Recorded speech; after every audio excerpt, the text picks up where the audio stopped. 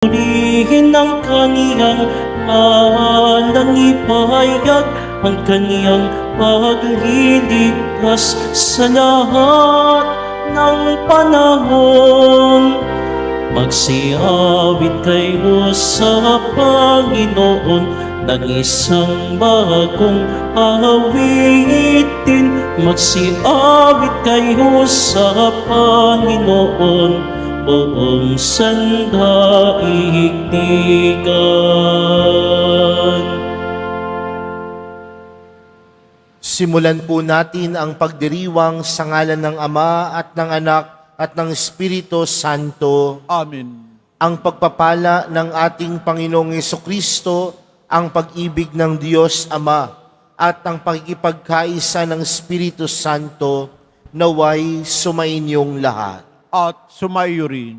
Mga kapatid, tayo pong lahat ay nagkakatipon bilang isang mag-anak ng Diyos sa pagdiriwang ng banal na Eukaristiya. At upang tayo po ay maging karapat-dapat gumanap sa banal na pagdiriwang na ito, alalahanin po natin ang ating mga pagkukulang at nagawang pagkakasala at buong kababaang loob tayong humiling ng awa at pagpapatawad mula sa Diyos.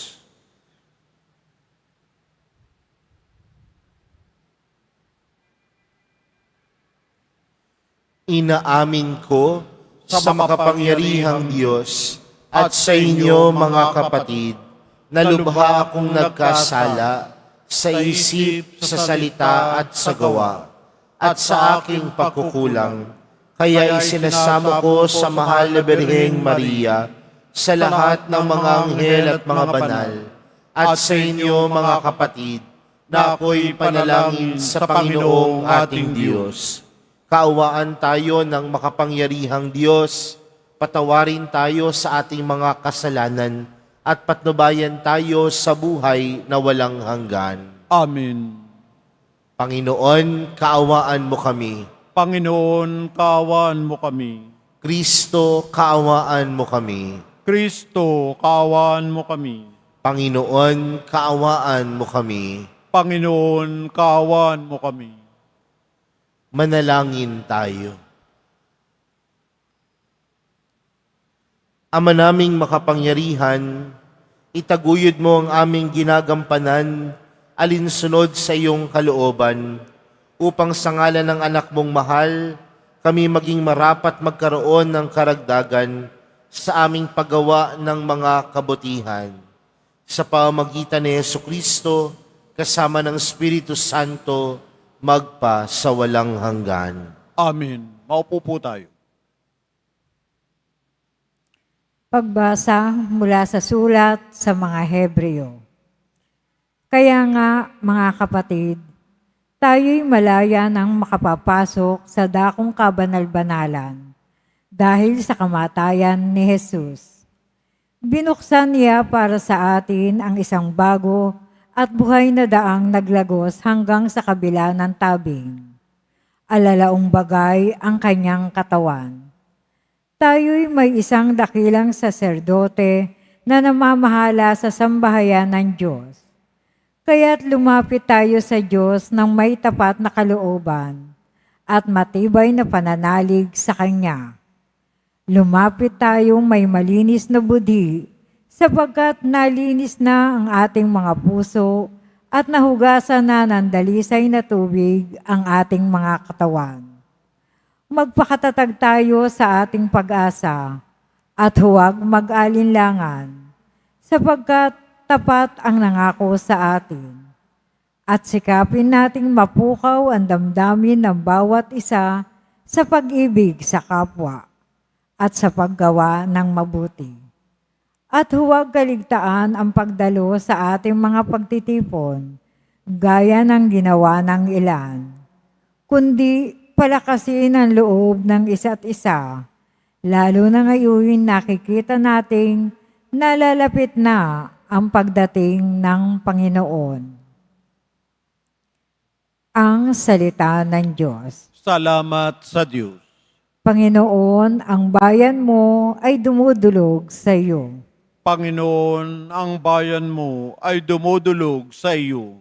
Ang buong daigdig, lahat ng naroon, may-ari ang Diyos, ating Panginoon. Ang mundo'y natayo at yaong sandigay, ilalim ng lupa, tubig kalaliman. Panginoon, ang bayan mo ay dumudulog sa iyo. Sino ang marapat umahon sa burol? Sa burol ng poon, sino ngang aahon? Sinong papayagang pumasok sa templo? Sinong tutulusan pumasok na tao? Siya na malinis ang isip at buhay, na hindi sumamba sa Diyos-Diyosan, tapat sa pangako na binibitiwan. Panginoon, ang bayan mo ay dumudulog sa iyo. Ang Panginoong Diyos, pagpapalain siya, ililigtas siya at pawawalang sala. Gayon ang sinumang lumalapit sa Diyos, silang lumalapit sa Diyos ni Jacob. Panginoon, ang bayan mo ay dumudulog sa iyo. Tumayo po tayo.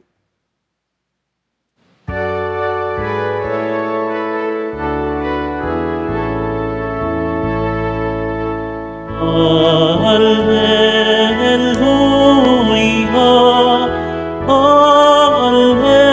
Alleluia.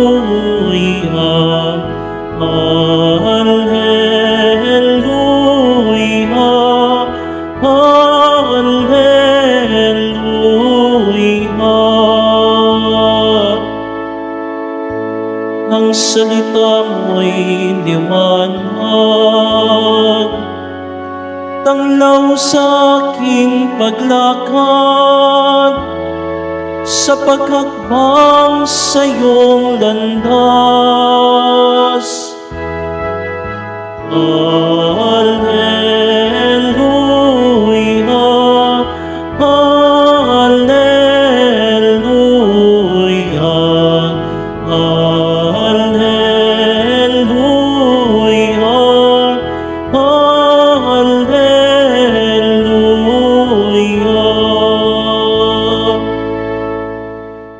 Sumainyo ang Panginoon. At sumayo rin. Ang mabuting balita ng Panginoon ayon kay San Marcos. Papuri sa iyo, Panginoon. Noong panahong iyon, sinabi ni Jesus sa mga tao, "Sinisindihan ba ang ilawan para itago sa ilalim ng takalan o kaya'y sa ilalim ng higaan? Hindi ba upang ilagay sa talagang patungan? Walang natatago na di malalantad at lihim na di mabubunyag. Ang may pandinig ay makinig." At idinugtong pa niya, "Unawain ninyong mabuti ang inyong naririnig. Ang panukat na ginamit ninyo ay siya ring gagamitin sa inyo ng Diyos at higit pa. Sapagkat ang mayroon ay bibigyan pa, ngunit ang wala, kahit ang kakaunting nasa kanya, ay kukunin pa." Mga kapatid, ang mabuting balita ng Panginoon. Pinupuri ka namin, Panginoong Heso Kristo. Maupo po tayo. Magandang umaga po sa inyong lahat. Pwede bang batiin ninyo ang katabi ninyo ng magandang umaga? Mga kapatid, magandang tanungin natin ang ating mga sarili sa mga oras na ito. Sino ba sa atin dito ang hindi nagkakamali? Sino ba sa atin dito ang hindi nakagagawa ng pagkakasala? Minsan po, tinanong ko po ito sa grupo ng mga mag-aasawa. Nagtuturuan po sila. Ang sasabihin ng mister, father, yung misis ko po, hindi yan nagkakamali. Lahat ng sinasabi niya, akala niya yun ang tama. Sasabihin din naman ng misis, ganyan din naman po siya eh. Akala niya lahat ng kanyang ginagawa, tama. Pero aminin po natin o hindi, mga kapatid, bilang tao, may mga pagkakataon sa buhay po natin na tayo ay nagkakamali. May mga pagkakataon sa buhay natin na tayo ay nagkakasala. Dahil ang bawat isa po sa atin ay hindi perpekto. May kakulangan, may kahinaan. Pero mga kapatid, kapag napag-uusapan po natin ang pagkakasala, pagkakamali, kahinaan, ang madalas nating napapansin ay yung mga mali na ating nagawa sa ating kapwa. Nagkasala ako kasi mali yung nagawa ko para sa Diyos. Nagkasala ako kasi mali yung nagawa ko sa aking kapwa. Pero magandang pagnilayan mga kapatid, na ang pagkakasala ay hindi lamang dahil tayo ay nakagawa ng mali.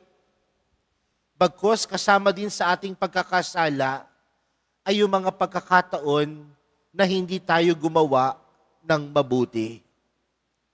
Uulitin ko po, madalas napapansin natin yung mga mali na ating nagagawa. At yun ang tingin natin sa pagkakasala, pagkakamali na madalas nating nagagawa sa ating buhay. Pero paalala din sa atin mga kapatid, minsan ang pagkakamali at pagkakasala ay ang mga pagkakataon din na hindi tayo nakagagawa ng mabuti sa ating kapwa. Bakit ko po sinisimulan sa ganitong pamamaraan ang ating pagninilay para sa araw na ito? Dahil po doon sa ating ebanghelyong napakinggan, pinaalala po sa atin ni Jesus sa pamagitan ng isang talinghaga. Sinabi ng Panginoon, sinisindihan ba ang ilawan para itago sa ilalim ng takalan? O kaya'y sa ilalim ng higaan? Hindi ba upang ilagay ito sa talagang patungan? Anong pinapatungkulan nito mga kapatid? Na sa puso natin, sino dapat ang nagniningning? Sa buhay natin, sino po dapat ang nagliliwanag? Ang mahal na pong Jesus Nazareno. At kung sa puso natin, nagniningning ang mahal na pong Jesus Nazareno, ano po ang panawagan nito sa atin?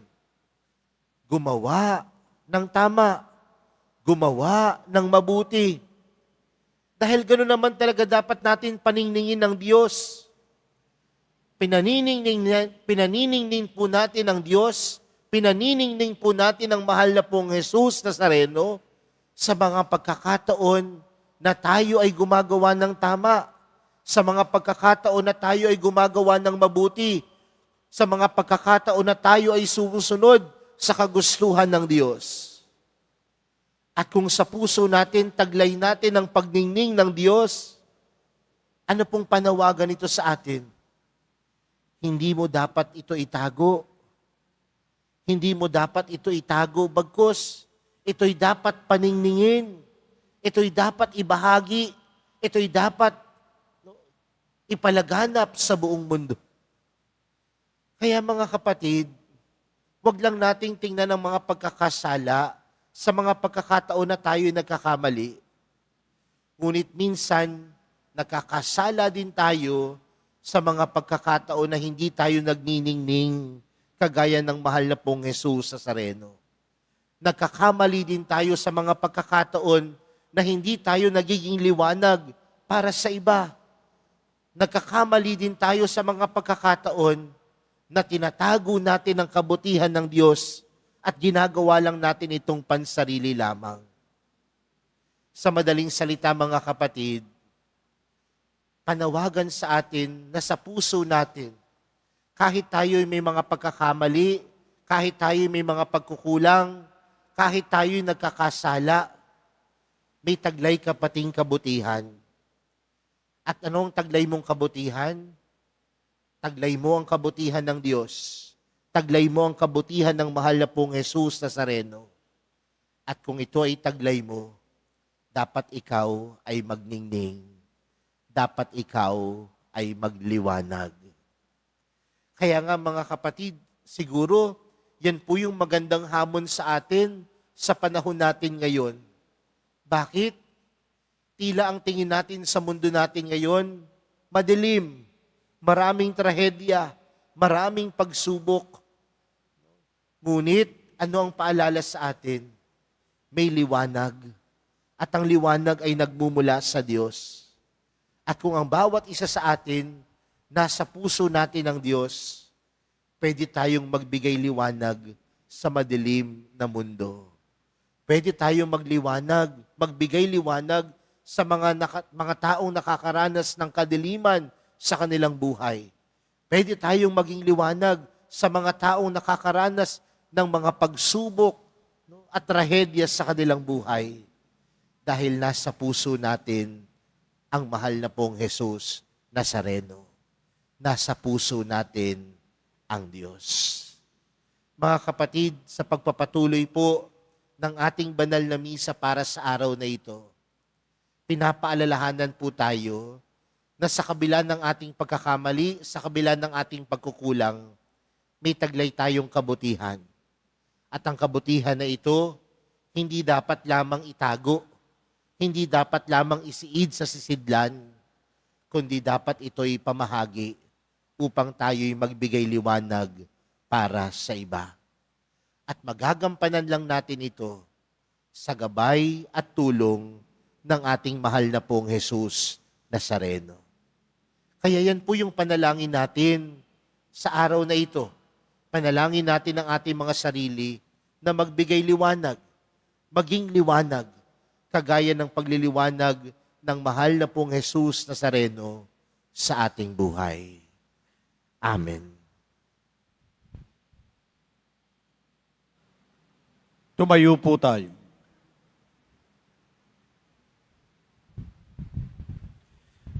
Minamahal kong mga kapatid, manalangin tayo sa Diyos Ama ng liwanag upang maging tapat tayo sa ating bukasyon na maging ilaw ng sanlibutan. Ang ating panalangin, Ama ng kabutihan, liwanagan mo kami. Ama ng kabutihan, liwanagan mo kami. Ang ating simbahan, ang bayan ng Diyos, naway maging dakilang ilaw na nagliliwanag sa kadiliman ng ating mundo. Manalangin tayo. Ama ng kabutihan, liwanagan mo kami. Ang mga pinuno ng daigdig, naway magbigay ng sinag ng pag-asa sa buhay ng mga naghihikahos at nangangailangan. Manalangin tayo. Ama ng kabutihan, liwanagan mo kami. Ang lahat ng mga Kristiyano, naway maging tulad ng ilawan sa tuktok ng bundok upang maging gabay ng mga taong naglalakbay dito sa lupa patungo sa Diyos. Manalangin tayo. Ama ng kabutihan, liwanagan mo kami. Ang mga may sakit, mga matatanda, at mga napabayaan, naway hindi mawalan ng pag-asa sa pamamagitan ng liwanag na ipinakikita ng mga nag-aaruga sa kanila. Manalangin tayo. Ama ng kabutihan, liwanagan mo kami. Ang ating mga mahal na yumao, naway tanglawan ng walang hanggang liwanag. Manalangin tayo. Ama ng kabutihan, liwanagan mo kami.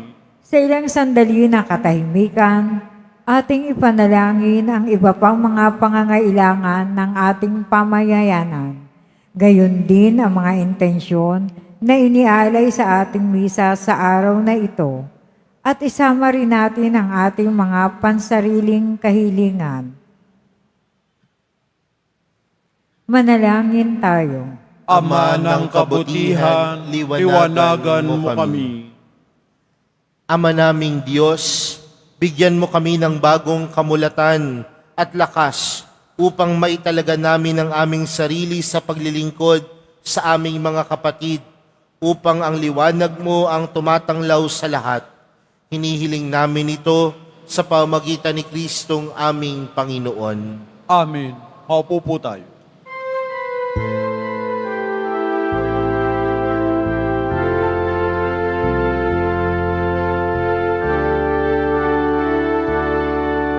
Ang maihahandog sa'yo, Panginoon,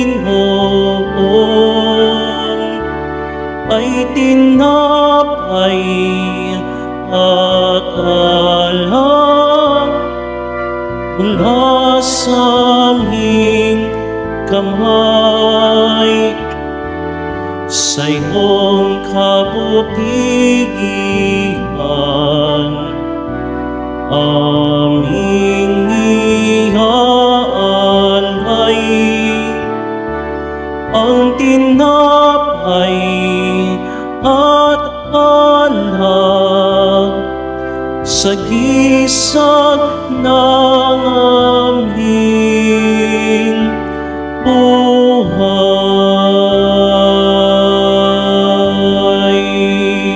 Tumayo po tayo. Manalangin po kayo mga kapatid upang ang paghahain natin ay kalugdan ng Diyos amang makapangyarihan. Tanggapin nawa ng Panginoon itong paghahain sa iyong mga kamay, sa kapurihan niya at karangalan, sa ating kapakinabangan at sa buong sambayan na niyang banal. Ama naming lumikha, tanggapin mong malugod ang aming mga handog.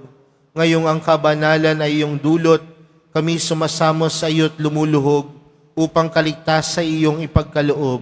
Sa pamamagitan ni Jesucristo, kasama ng Espiritu Santo, magpa sa walang hanggan. Amen. Sumainyo ang Panginoon. At sumaiyo rin. Itaas sa Diyos ang inyong puso at diwa. Itinaas na namin sa Panginoon. Pasalamatan natin ang Panginoong ating Diyos. Marapat na siya ay pasalamatan. Ama naming makapangyarihan, tunay ngang marapat na ikaw ay aming pasalamatan. Sa iyong paglingap at kagandahang loob, ang tao'y nilikha mo't pinangasiwa sa sansinukob. Sa hangad mong siya'y wastong lubos, siya'y pinagdusa mo sa kanyang pagtalikod. Sa iyong pagiliw, iyong ipinahintulot na makabalik siya sa pamamagitan ni Kristo Jesus. Kaya kaisa ng mga anghel na nagsisiawit ng papuri sa iyo, nang walang humpay sa kalangitan, kami nagbubunyi sa iyong kadakilaan. Santo, Santo, Santo, Panginoong Diyos ng mga hukbo, napupuno ang langit at lupa ng kadakilaan mo. Hosana sa kaitaasan. Pinagpalang na paririto sa ngalan ng Panginoon. Hosana sa kaitaasan. Lumuhod po tayo. Ama naming banal, ikaw ang bukal ng tanang kabanalan. Kaya't sa pamagitan ng iyong Espiritu, gawin mong banal ang kaloob na ito upang para sa amin maging katawan at dugo ng aming Panginoong Hesukristo. Bago niya pinagtiis ang kusang loob na maging handog, hinawakan niya ang tinapay, pinasalamatan kaniya, pinaghati-hati niya iyon, iniabot sa kanyang mga alagad at sinabi, "Tanggapin ninyong lahat ito at kanin. Ito ang aking katawan na ihahandog para sa inyo."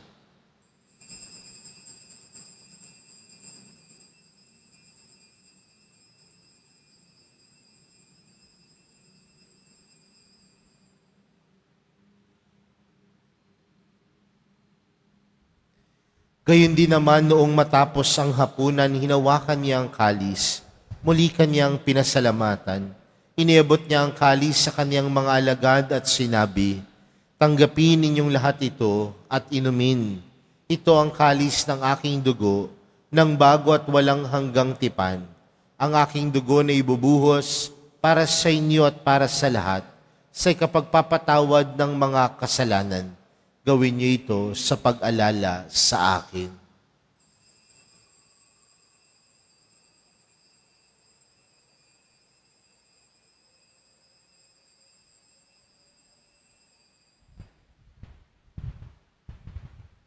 Tumayo po tayo.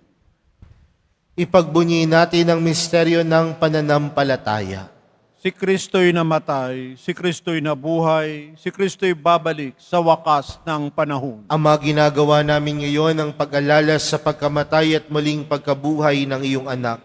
Kaya't inaalay namin sa iyo ang tinapay na nagbibigay buhay at ang kalis na nagkakaloob ng kaligtasan.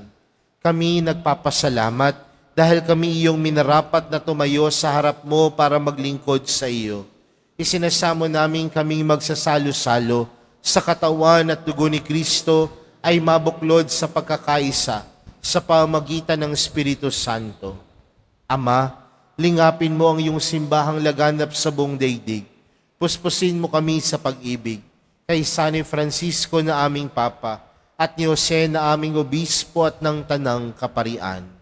Alalahanin mo rin ang mga kapatid naming nahimlay nang may pag-asang sila'y muling mabubuhay, gayon din ang lahat ng mga pumanaw. Kaawaan mo sila at patuloyin sa iyong kaliwanagan. Kaawaan mo at pagindapating kaming lahat na makasalo sa iyong buhay na walang wakas. Kaysa ng mahal na Birheng Maria na ina ng Diyos, ng kabiyak ng puso niyang si San Jose, kaysa ng mga apostol at ng lahat ng mga banal na namuhay dito sa daigdig ng kalugod-lugod sa iyo, may pagdiwang nawa namin ang pagpupuri sa ikararangal mo sa pamagitan ng iyong anak na aming Panginoong Hesukristo. Sa pamagitan ni Kristo, kasama niya at sa Kanya, ang lahat ng parangal at papuri ay sa iyo, Diyos amang makapangyarihan, kasama ng Espiritu Santo, magpa sa walang hanggan. Amen. Lumapit po tayo sa Ama natin sa langit, sa panalangin itinuro sa atin ni Jesus. Ama namin, sumasalangit ka, sambahin ang ngalan mo, mapasa amin ang kaharian mo, sundin ang loob mo dito sa lupa para nang sa langit. Bigyan mo kami ngayon ng aming kakanin sa araw-araw, at patawarin mo kami sa aming mga sala, para ng pagpapatawad namin sa nagkakasala sa amin. At huwag mo kaming ipahintulot sa tukso, at iadya mo kami sa lahat ng masama.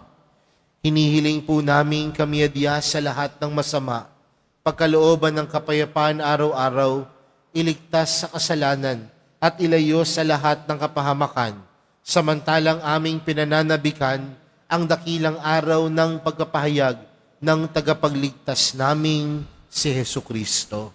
Sapagkat iyo ang kaharian at ang kapangyarihan at ang kapurihan magpakailanman. Amen. Panginoong Hesukristo, sinabi mo sa iyong mga apostol, kapayapaan ang iniwan ko sa inyo, ang aking kapayapaan ang ibinibigay ko sa inyo. Tunghayan mo ang aming pananampalataya at huwag ang aming pagkakasala. Pagkalooban mo kami ng kapayapaan at pagkakaisa ayon sa iyong kalooban, kasama ng Espiritu Santo, magpa sa walang hanggan. Amen. Ang kapayapaan ng Panginoon ay laging sumainyo. At sumaiyo rin. Magbigayan po kayo ng kapayapaan sa isa't isa.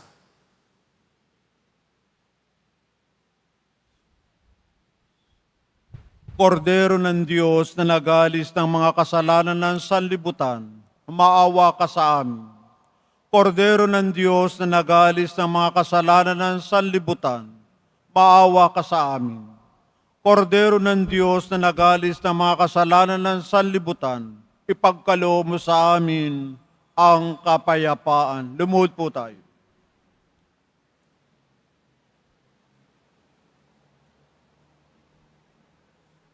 Narito po si Jesus, ang kordero ng Diyos. Siya ang nag-aalis ng kasalanan ng sanlibutan. Mapalad ang mga inaanyayahan sa kanyang piging. Panginoon, hindi ako karapat-dapat na magpatuloy sa iyo, ngunit sa isang salita mo lamang ay gagaling na ako.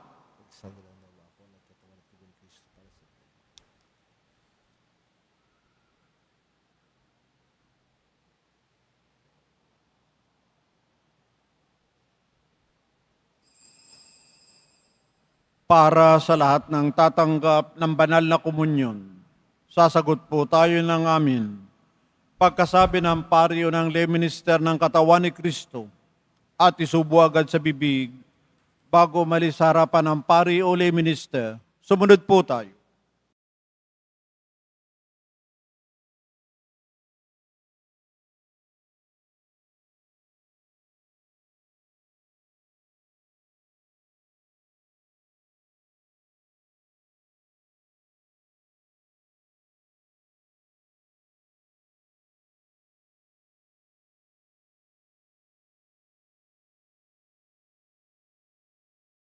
Manalangin tayo.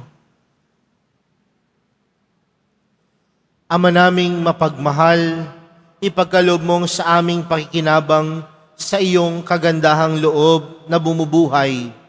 Lagi nawa naming may karangal ang iyong pagpapalang sa aming ibinigay sa pamagitan ni Jesucristo kasama ng Espiritu Santo magpa sa walang hanggan. Amen. Sumainyo ang Panginoon. At sumayo rin. Mahal na pong Jesus Nazareno, inihayag mo sa pamagitan ng krus ang walang maliw na pag-ibig ng Diyos sa sangkatauhan. Pakinggan mo ang kahilingan, lalo na para sa mga nangangailangan ng iyong tulong at awa. Makamtanawa namin ang iyong kasagutan na may utang na loob na tinatanaw. Basbasan din po ninyo itong mga imahen at dasalan upang lalo kaming manalangin at magtiwala. Sa pamagitan ng bendisyon na ito, naway lalo kaming maging mapaglingkod, masunurin at tapat sa iyo na aming malwalhating Panginoon magpa sa walang hanggan. Amen. At pagpalain po kayong lahat ng makapangyarihang Diyos, Ama, Anak, at ng Espiritu Santo. Amen. Humayo kayong taglayang kapayapaan ng Poong Jesus Nazareno. Salamat sa Diyos.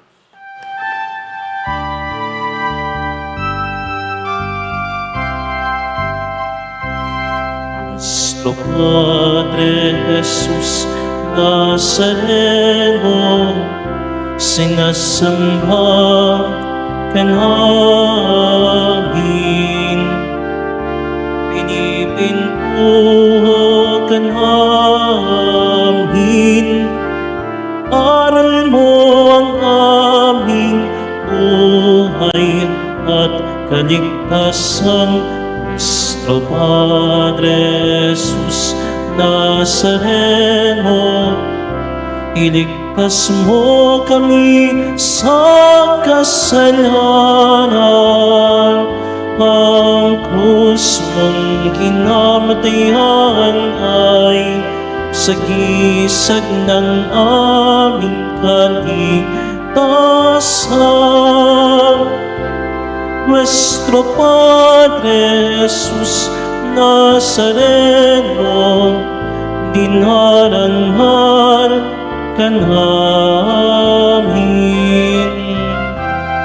Nuestro Padre Jesus Nazareno, ninulwalhati ka namin. Nuestro Padre Jesus Nazareno, dinarangal ka namin. Nuestro Padre Jesus Nazareno, ninulwalhati ka namin.